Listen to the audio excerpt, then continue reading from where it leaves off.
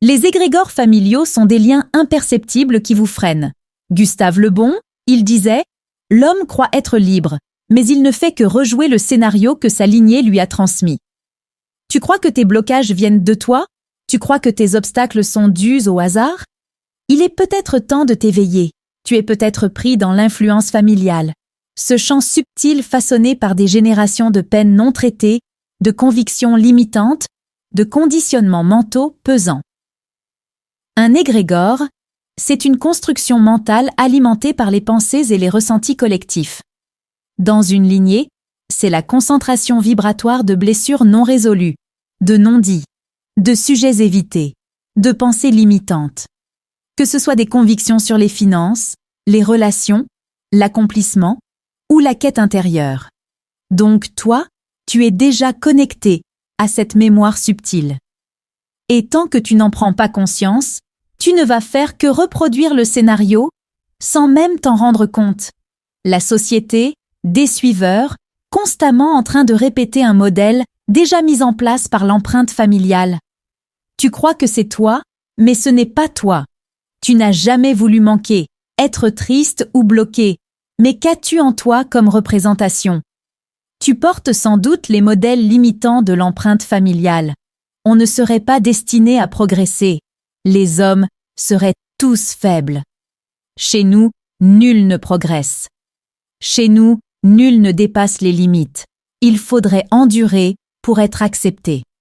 Toutes ces absurdités, toutes ces croyances ne sont pas les tiennes. Elles proviennent d'une construction psychique familiale extrêmement influente, fonctionnant comme une forme de parasite énergétique, malheureusement nourrie par de nombreuses personnes inconscientes au sein des foyers. Et la difficulté, c'est que cette construction mentale très puissante, en raison de l'énergie qu'elle reçoit continuellement, finit par se transformer en une forme autonome qui refusera de disparaître. Ainsi, elle utilisera tous les moyens possibles, comme les tensions familiales ou les désaccords, afin de continuer à exister. Auguste Comte disait « Les morts gouvernent les vivants. L'objectif d'une telle structure énergétique, c'est de se préserver. Elle fera tout pour t'empêcher de prendre conscience.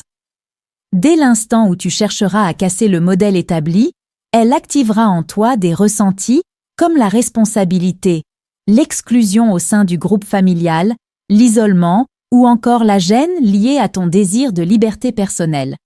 Ce que je suis en train de vous transmettre est vraiment profond, mes amis. On ne vous l'expliquera pas sur les plateformes, donc restez attentifs. Réalisez qu'il va générer toute cette énergie négative, car un conscient dans une lignée, c'est un danger pour l'ordre déséquilibré en place. Et le souci, c'est que les proches ne souhaitent pas se restaurer, ils ne veulent pas évoluer. Mais ils ne perçoivent pas que la postérité en subira les répercussions. Carl Jung disait « Ceux qui ne guérissent pas leurs blessures les transmettent à leur descendance. Toi, tu n'es pas ici pour reproduire, tu es ici pour te libérer. » Chaque esprit éveillé a pour rôle de neutraliser l'énergie collective familiale qui cause de profondes perturbations. En apaisant ses propres douleurs intérieures, en rompant les accords muets, cela signifie endurer les mêmes peines que les autres. Se replier sur soi-même en espérant que la réalité extérieure se transforme d'elle-même. Il est essentiel de se libérer des fidélités inconscientes que vous entretenez envers des dynamiques familiales nocives. Tu dois interrompre ce mécanisme. Si tu refuses, tu seras contrôlé par lui. Tu ne mèneras jamais une vie pleinement lucide.